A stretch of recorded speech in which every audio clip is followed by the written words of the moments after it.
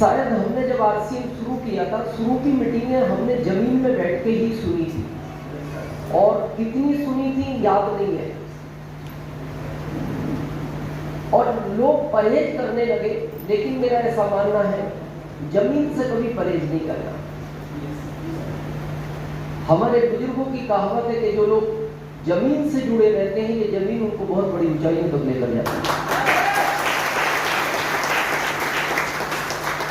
और कई बार आप सुनते भी हो, ऐसा भी लोग हमसे बोलते हैं, भाई साहब नहीं अब क्या चाह रहे, नहीं अब कुछ नहीं कर रहे, रख दो, अब डिस्टर्बेंस नहीं करना प्लीज, रख तो छोड़ दो। कई बार हमारे बुजुर्ग हमसे बोलते भी हैं, बेटा आजकल शायद जमीन छोड़ दी तुमने, जमीन से हमेशा जुड़े रहना चाहिए। और आप इस दुनिया में जो चाहते हैं, अगर आप प्रैक्टिकली समझे तो जो कुछ चाहिए वो जमीन ही देती है आपको, जिससे आप परहेज करते हैं। पैसा चाहिए, कागज से बनता है, कागज पेड़ से बनता है, और पेड़ ये जमीन देती है। जितने भी रत्न चाहिए आपको, जितने भी सोना चांदी लोहा पीतल, सब ये जमीन देती है। तो मेरा आपसे निवेदन है, कभी अगर इस पर बैठने का मौका मिले तो उस मौके को कभी छोड़ना नहीं चाहिए, अगर मिलता है तो।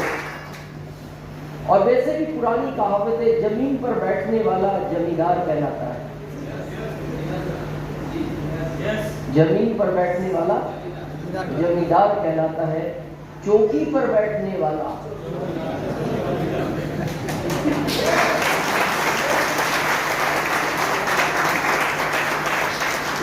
मैं आगे इसलिए नहीं बोल रहा, बहुमत ज्यादा है, पर आप जमींदार हैं, बस आप खुश रहें। 5 साल के बाद वापस सेकंड बार अलीगढ़ में 2017 में आए थे, विकास जी ने बुलाया था, आज प्रमोद जी ने बुलाया है, और काफी लोग बहुत दूर से आए हैं, बहुत सारे रेस्पेक्टेड सीनियरों को देख रहा हूँ जो हमारे बिजनेस की बहुत बड़ी ताकत है। आज हम जितनी देर बात करें, मेरा आपसे निवेदन है उतनी देर आप बैठे, कंडीशन नहीं है इतनी देर बैठना है, हम बीच में पूछते रहेंगे, मीटिंग चलने दें या बंद कर दें, जब तक आपकी इजाजत होगी मीटिंग चलाएंगे, जब आप कह देंगे बहुत हो गया मीटिंग बंद कर देंगे। क्लियर है? और वैसे समझदारी ये है कि जो खर्च किया है उतना वसूलो, 150 खर्च किया है उतना तो वसूलो। ज्यादा समझदारी ये है डबल वसूलो।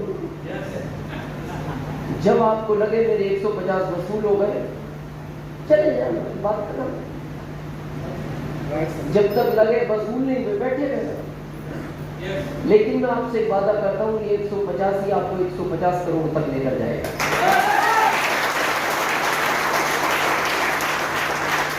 मेरा नाम दिनेश चौधरी है, मेरा जन्म यूपी मुरादाबाद में हुआ। एक किसान परिवार में, मेरे फादर गांव के प्रधान हुआ करते थे, उनको पॉलिटिक्स का बहुत शौक था। शायद मैंने इतना राजनीति में इतना शौकीन आदमी अपनी जिंदगी में कोई देखा नहीं। मेरे फादर के वो अकेले थे, 100 बीघे जमीन की। तो मेरे दादाजी थोड़े से उनसे नाराज रहते थे, यार बेटा तू राजनीति में लगा रहता है। मतलब इतना शौक था उनको कि गेहूं अगर कटा हुआ खेत में पड़ा है, बारिश हो रही है, तो उनको गेहूं इकट्ठा करने की चिंता नहीं थी, उनको राजनीति में इंटरेस्ट था। आप एक लाइन से समझ सकते हैं, इतना इंटरेस्ट था। एक बार वो प्रधान के लिए जब चुनाव लड़े तो 4 वोट से हार गए। लखनऊ गए, स्टे ले आए, 10 दिन बाद 6 वोट से जीत के आ गए।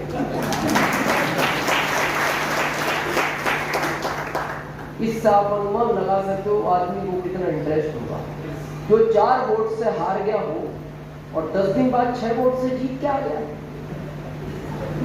अब वो मैं नहीं जानता वो कैसे क्या हुआ, मैं छोटा था, उस घर में मेरा जन्म हुआ।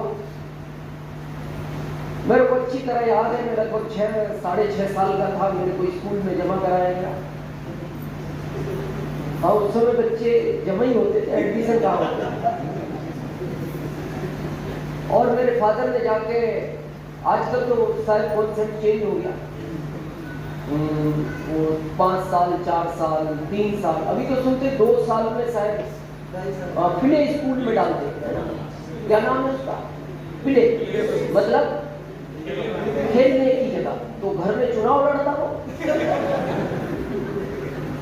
भाई, घर में क्या करता वो बच्चा, खेलता, घर में माता पिता के साथ खेलता, और स्कूल में उन लोगों के साथ खेल रहा है जो उसके रिलेशन में नहीं।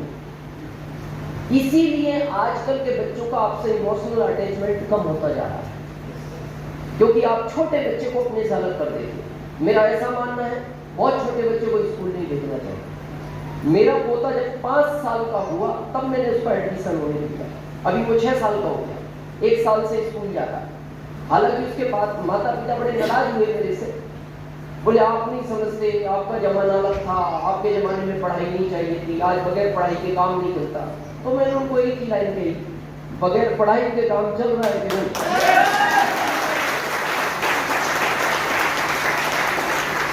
मैंने कहा ये कितना भी बड़ा ऑफिसर बन जाए, ये मेरी बराबर पैसा नहीं कमा सकता। उस घर में मेरा जन्म हुआ, 6 साल का लगभग में था, 6.25 साल के आसपास, एग्जैक्ट तो याद नहीं है मेरे। तो मेरे फादर ने हेड मास्टर साहब से जाके कहा, उस समय प्रिंसिपल नहीं हुआ करते थे, हेड मास्टर हुआ करते थे, ये मेरा बच्चा है, इसको पढ़ाओ, पढ़ने में अच्छा हो तो इसको हर साल क्लास बदलवा लो, पढ़ने में कमजोर हो तो इसको 1 साल उसी क्लास में रखना। और आखिरी लाइन उन्होंने बोली, मैं इस गांव का प्रधान हूँ। आप समझ, मतलब इनडायरेक्ट उनका कहने का अर्थ ये होगा कि ये स्कूल पढ़े या ना पढ़े, इस बच्चे का ख्याल रखना। और वो चले गए। उन हेड मास्टर साहब ने मेरे को 10वीं तक 18 साल पढ़ाया। शायद मेरे पिताजी की बात अच्छी लगी हो। एक दिन उन्होंने गांव में खबर भिजवाई, प्रधान जी को भेजना, यानी मेरे पिताजी को, और बुलाकर कहा, या तो आप इस बच्चे को इस स्कूल से ले जाओ, या फिर ये स्कूल हम यहाँ से ले जाए। तो ये शायद मेरे पिताजी की इंसल्ट थी इनडायरेक्ट। उन्होंने कहा स्कूल ले जाने की तुम्हें आवश्यकता नहीं है, इस बच्चे को मैं ले जा रहा हूँ। और वहाँ मेरा पढ़ाई का कैरियर खत्म हो गया। और आपको पता है, आदमी जब जन्म लेता है उसको वहाँ थोड़ा सा काम करने में शर्म महसूस होती है, किसी छोटे काम को। तो मेरी माँ ने मेरे से कहा, बेटा तू यहाँ तो काम नहीं कर पाएगा, तू शहर बदल ले या राज्य बदल ले। और मैं 1995 में MP चला गया। MP जाने के बाद मैं MP गवर्नमेंट को इसलिए बार बार धन्यवाद देता हूँ, वो 10वीं फेल वालों का ध्यान रखती है। उन्होंने मेरे को 2075 रुपये का जॉब दिया।